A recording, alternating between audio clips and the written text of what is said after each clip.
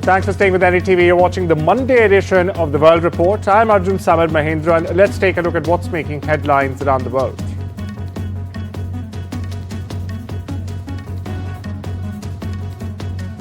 External Affairs Minister S. Jaishankar is embarking on a 6-day visit of the Netherlands, Denmark and Germany beginning on Monday, during which he is also expected to highlight Pakistan's relentless support for cross-border terrorism. For perspective, this is Dr. Jaishankar's first foreign visit after the recent military confrontation, in fact, between India and Pakistani armed forces. The Ministry of External Affairs has said Dr. Jaishankar will meet the leaders of the three countries and also hold discussions with his counterparts on the entire gamut of bilateral relations, regional and global matters of mutual interest.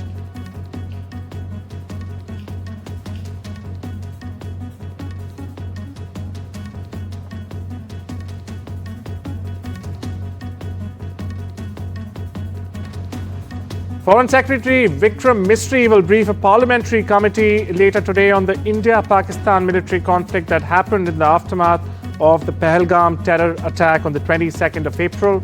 The meeting comes against the backdrop of the Indian Armed Forces carrying out Operation Sindoor to in fact avenge the Pahalgam attack and the subsequent military actions between the two countries. Mr. Misri will brief the panel chaired by Congress member Shashi Tharoor on the current foreign developments regarding India and Pakistan on Monday as on Tuesday. Meanwhile, my colleague Aishwarya Jain gets us the latest.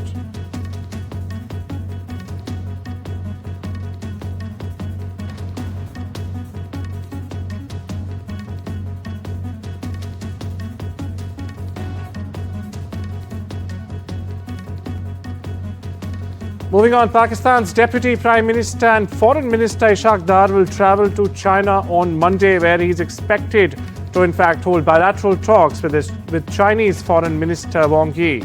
Afghanistan's acting Foreign Minister Amir Khan Muttaqi will also arrive in China on the 20th of May to in fact attend the trilateral meeting as reported by Pakistan's Geo News.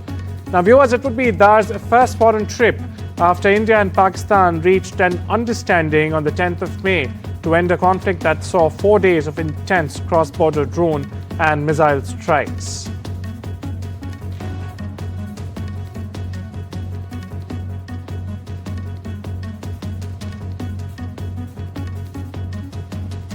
Staying with Pakistan, as part of its not-for-two loan tranches worth $2.4 billion on the 9th of May, the International Monetary Fund, or the IMF, has in fact introduced 11 new structural benchmarks, including parliamentary approval of budget in line with the loan facility, publishing a government's action plan, and notifications of electricity tariff rebasing and gas tariff adjustments to be met, in fact, by the country before its next review of the Extended Fund Facility, or the EFF, scheduled for September this year. The IMF, for perspective, is financing a $7 billion aid package to Islamabad that was approved in September 2024. The ongoing 37-month-long EFF program of the IMF consists of 6 reviews over the span of the bailout.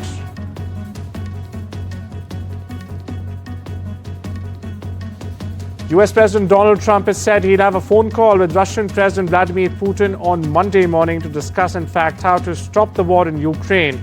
Now, this comes hours after the US President's announcement. Kremlin forces launched the largest drone barrage on Ukraine since the start of Russia's full-scale invasion of the country back in February 2022. Posting Saturday on Truth Social, Trump said he'd also speak on Monday with Ukrainian President Volodymyr Zelensky and various members of the NATO alliance. My colleague Disha Bagchi joins us for the latest in this. Disha, after the lull in Istanbul talks, we've seen a low-level designation. In fact, the ex-tourism minister sent by Russia. How important will this phone call be, or will it even happen or not? What are you picking up? Absolutely, Arjun. I think this is going to be a significant conversation between US President Donald Trump and Russian President Putin, given the fact that many saw the fact that Vladimir Putin skipping the first direct talks between Russia and Ukraine in the past 3 years, despite the fact that he was the one who actually proposed this meeting. He later skipped it, and this was seen by the world as, in a sense, snubbing not just Ukrainian President Zelensky, but also, in a sense, US President Donald Trump, who in fact had pressured Russia and Ukraine to get back on the negotiating table and come to some sort of ceasefire agreement. So now this conversation, which is set to take place at about 7:30 p.m.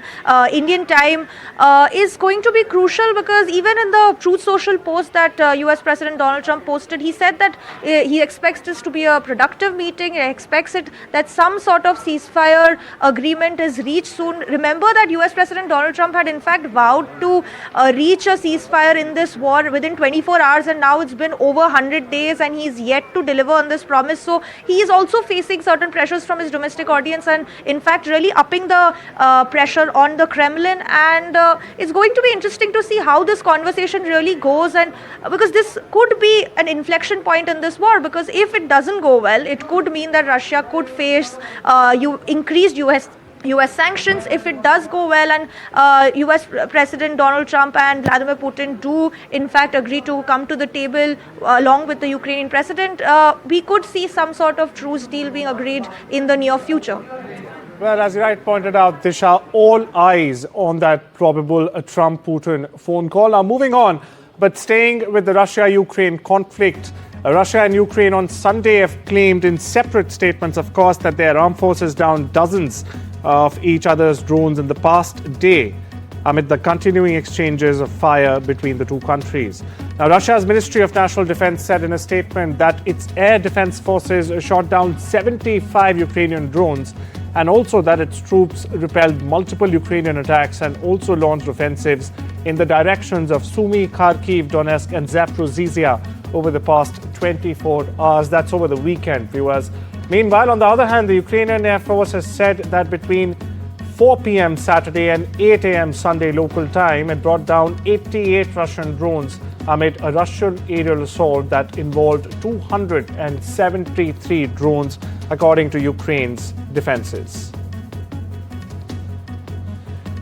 Shifting focus and gears to West Asia now, where the Israeli military has announced a significant ground incursion into multiple areas of the Gaza Strip on Sunday, as Palestinian health officials reported that overnight and early morning airstrikes, in fact, had killed at least 67 people, including many women and children. This is, of course, according to the Palestinian Health Authority.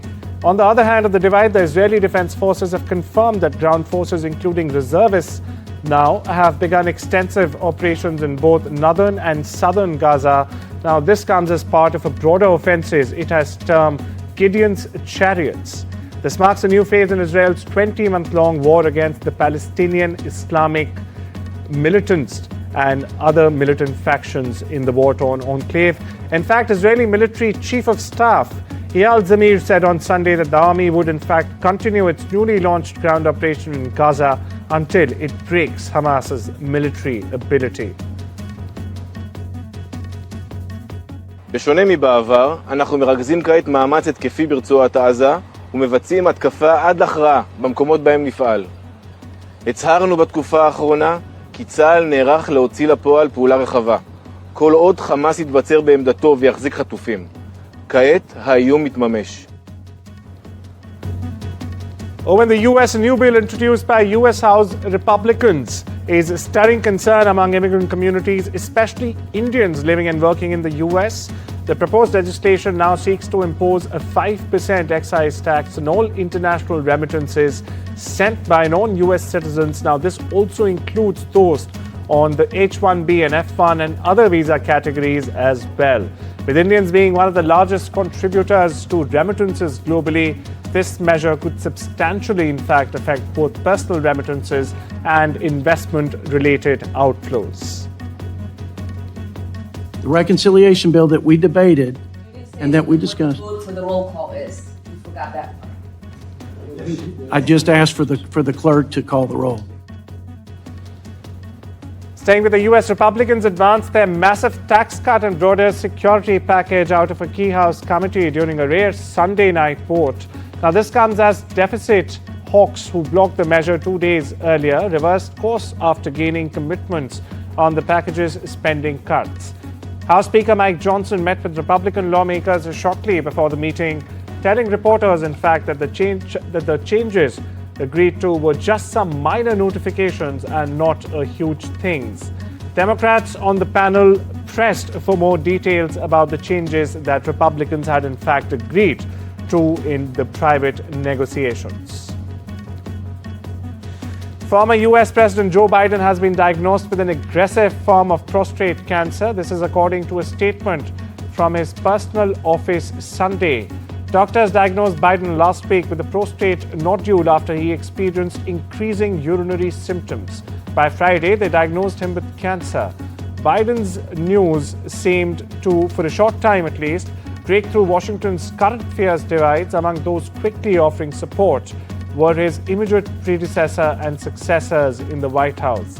Melania and I are saddened to hear about Biden's recent medical diagnosis, said President Trump on Truth Social, his social media platform. And meanwhile, the diagnosis revelation comes as Democrats were publicly grappling with new questions about Biden's mental acuity throughout the last 2 years of his presidency. Former President Joe Biden was diagnosed Friday with prostate cancer. It's an aggressive form of cancer that has spread to his bones. His office made the announcement on Sunday. Now, prostate cancer is measured on something known as a Gleason scale. That looks on a scale of 1 to 10 at how a cancerous cell compares to a normal cell. Biden registered at a 9. Still, his office says that the cancer is likely hormone sensitive and can be treated. Statements for recovery came from President Donald Trump and Kamala Harris, who was Biden's vice president and succeeded him as the Democratic nominee in the 2024 election. Now, Biden, while he was president, made treating cancer one of his priorities. In 2022, he created the Cancer Moonshot. His goal was to have cancer deaths in 25 years. What inspired him to create this project was his own loss. In 2015, his son, Beau, died from brain cancer. Canadian Prime Minister Mark Carney has said the federal government will in fact present a budget in the autumn days after the finance minister has said that the new Liberal government will in fact have an economic update later in the year. Now, Carney's announcement comes after he attended a Pope's inauguration at the Vatican just days after Finance Minister François-Philippe Champagne said the new government will in fact table an economic update later this year, implying it will not present an annual budget in the near term. Rafał Trzaskowski from Poland's governing centrist Civic Coalition, or the KO, is narrowly ahead of Karol Nawrocki, the candidate backed by the Nationalist Law and Justice Party, in the first round of the country's presidential election. Now, this is according to an exit poll, the latest exit poll. In fact, Sunday's vote sets up a close battle to determine if the nation stays on a pro-European path or leans closer to the admirers of Trump and United States. Portugal's governing right-of-centre Democratic Alliance has won snap parliamentary elections, the third in as many years for perspective, again falling short of a majority. Meanwhile, its leader Luis Montenegro has promised supporters to stimulate investment and to guarantee prosperity and social justice. Socialist leader Pedro Nuno Santos announced meanwhile his resignation after his party finished in second and lost so many seats it ended up neck and neck with far-right Chega. A relatively newcomer, the socialists continue meanwhile even slip behind Chega if results from voters abroad, which take a few days to seep in, mirror those in last year's election when 2 out of the 4 seats went to Chega and 1 to the socialists. Here's more. South Korea's 2 leading presidential candidates, Lee Jae-myung and Kim Moon-soo, have in fact held the first of 3 televised debates, as you see on your screens. This as the race intensifies to replace former President Yoon Suk-yeol, who was in fact removed in April this year over his contentious move to declare martial law late in 2024. Now, Yoon's ouster has smoked political turmoil in the nation, and a snap election is in fact set for the 3rd of June. Members of the crew of the Mexican ship that collided with the Brooklyn Bridge on Saturday evening were seen disembarking the damaged vessel on Sunday in New York. The 300-foot or 19-meter vessel crashed into Brooklyn Bridge while it was maneuvering in turbulent waters.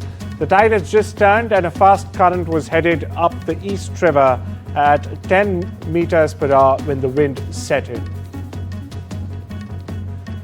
The US Food and Drug Administration approved the first blood test to help diagnose Alzheimer's disease. It's a move that could make it easier, in fact, to detect the condition early in some people. Now, the test developed by a Japanese biotech company, in fact, looks for proteins in the blood that can indicate the presence of amyloid plaques in the brain. It's a key hallmark of Alzheimer's disease. The blood test can't, however, definitively diagnose the disease, for which there is also no cure. Rather, experts said that the test could help screen adults aged 55 and older who are at the risk of Alzheimer's, which could in fact speed up their path to diagnosis and treatment before the onset of symptoms. This also includes severe memory loss. Pope Leo has called for unity at his inaugural Mass at the Vatican, attended by thousands of faithful and world leaders, including Ukraine's Volodymyr Zelensky. During the address on Sunday, he criticized economic systems which had exploited Earth's resources and marginalized the poor. Moreover, he also said he would seek to govern without ever yielding the temptation to be an autocrat. The Pope further noted efforts to end the war in Ukraine in a prayer after the service, and also held a meeting with Zelensky, as you see on your television screens right now. And also do note that the pontiff had called for an end to the war in his first days in office. As time is limited to a short break, I'll see you after this.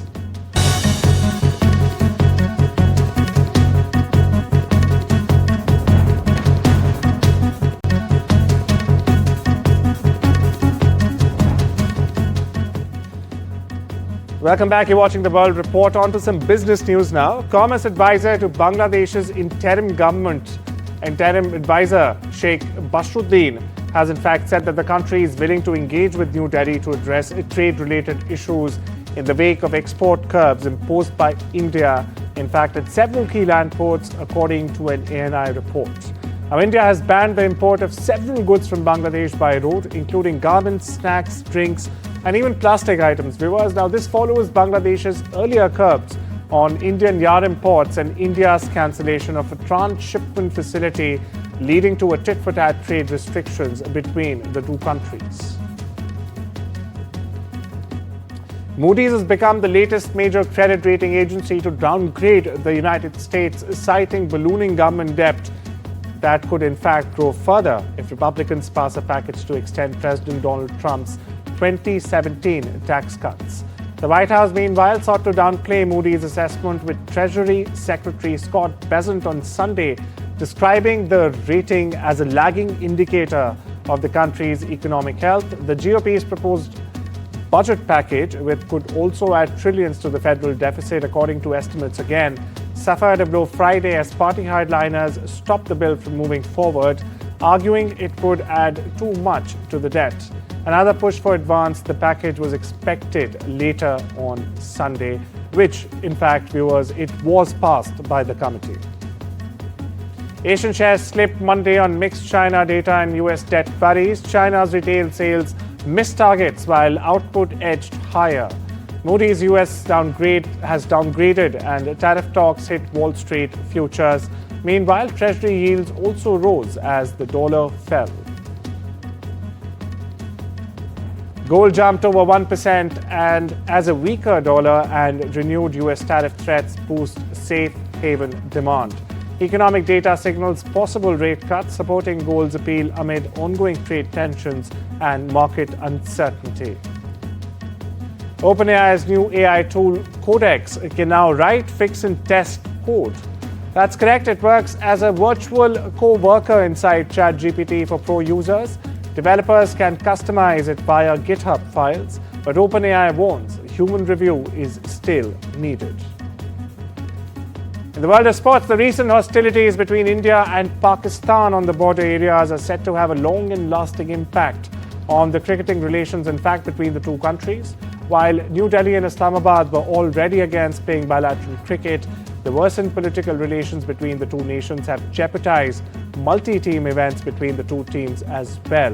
With the Pakistan minister heading the Asian Cricket Council, the body governing cricket affairs in the continent, the Board of Cricket Control for India, or the BCCI, is in fact planning to pull out of this year's Asia Cup altogether in a bid to further isolate the neighbouring pariah Pakistan. Meanwhile, my colleague Rika joins us for the latest. Rika, there's a lot of aspersions going on around this story. If you could break all of these for our viewers. Well, you see, India doesn't want to play Pakistan in any of the bilateral or multilateral meets. This has been the stance for a very long time, and following the Pahalgam attack, things have been formed out. As regards the Asian Cricket Council issue, we have learned from BCCI sources that they have already communicated to the Asian Cricket Council that BCCI doesn't want to send its team, which is the Indian cricket team, to play in the tournament, though the schedule, the fixture isn't out yet, but a window was there in September, and now it seems that in all likelihood, the tournament itself will get scrapped if India doesn't appear, and that would mean about $170 million dent to Sony that signed an 8-year deal for Asia Cup with the Asian Cricket Council. A fair bit of that share was to go to India, Pakistan, and the Asian countries, as well as the associate countries. They will not be getting that money, and with India pulling out, even Pakistan will take a big financial hit. So thank you so much for breaking that down for our viewers, Rika. And with that, it's a wrap on this Monday edition of the World Report. Take care and have a wonderful day.